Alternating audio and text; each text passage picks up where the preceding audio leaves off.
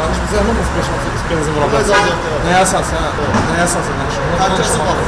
Təhlükəsiz baxın. Təhlükəsiz Qalınca kim verir? Dövlət tərəfindən. Şimdi də avukat çıxacaq. Ekran arxasında əyləşib bizi izləyən sürücülərin əksəri yəqin ki, oxşar situasiya ilə qarşılaşıb.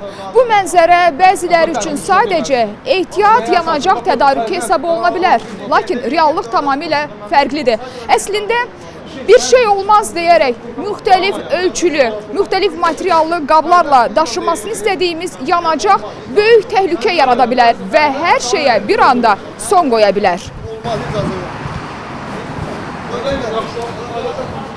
Ehtiyat yanacaq tədarükü əldə etmək düşüncəsi ilə mütəmadi olaraq yanacaq doldurma məntəqələrinə müraciətlər edilir. Məişətdə istifadə etdiyimiz 3 litrlik şüşə balonlardan tutmuş plastik 1, 3, 5 litrlik qablarda məntəqələrə yaxınlaşan sürücülər imtina cavab aldıqda ya mübahisə yaradır, ya da qarşı tərəflə imtinanın səbəbini araşdırmağa çalışırlar. Təhlükə faktorundan xəbərsiz olanlar bunu bəhanə və ya vaxt itkisi hesab edir. Lakin sadə görünən yanacağın bu cür əldə daşınması böyük risklər yarada. Yanacaq doldurma məntəqəsini saniyələr içində alova bürüyən qığılcıma səbəb ola bilər. Xüsusən yanacağın plastik qablarda əldə daşınması qadağandır. Çünki dırnaqarası ehtiyat yanacağı. Zaman qənaəti kimi düşündüyümüz analoji hallar həm sürücülərin, həm yanacaq doldurma məntəqəsinin, eləcə də ətrafdakı digər insanların həyatı üçün potensial təhdid mənbəyinə çevrilə bilər. Gəlin, belə daşınmanın yanacaq doldurma məntəqələrində niyə yol verilmədiyinə nəzər yetirək. Benzin və ya dizel yanacağının plastik qablara doldurulması olduqca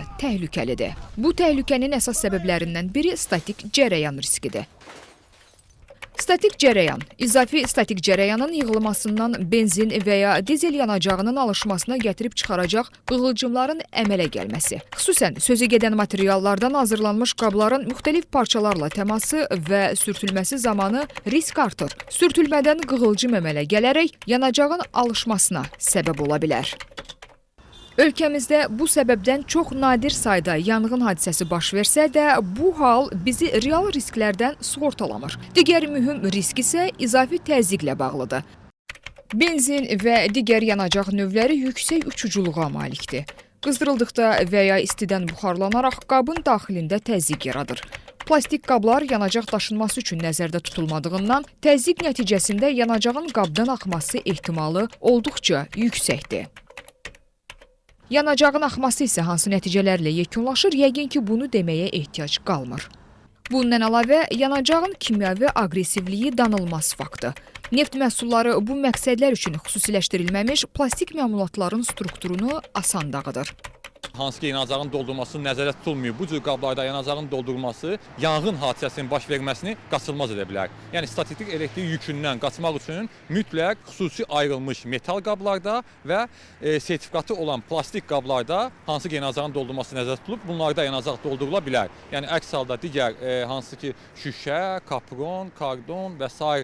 Sok qabı, belə deyək, su qabı, bu cür qablarda yanacağın doldurulması bu yol verilməzdir. Həm təhlükəsizlik qaydaları baxımından, həm də yanğın təhlükəsizlik qaydaları baxımından yol verilməzdir. Sokar Petroleum Qapalı Səhmdar Cəmiyyətinin sözçüsü Afaq Rıza bildirir ki, qurum alternativ yolları düşünür və məntəqələrin gələcəkdə yanğın təhlükəsi yaratmayan qablarla təmin edilməsi nəzərdə tutulub. Demək olar ki, hər gün xidmət şəbəkəmizə daxil olan müxtəlif yanacaq doldurma stansiyalarımızda biz bu hallarla rastlaşırıq. Müştərilərimiz hesab edir ki, biz bu qaydaları öz prinsiplərimiz uğruna tətbiq edirik.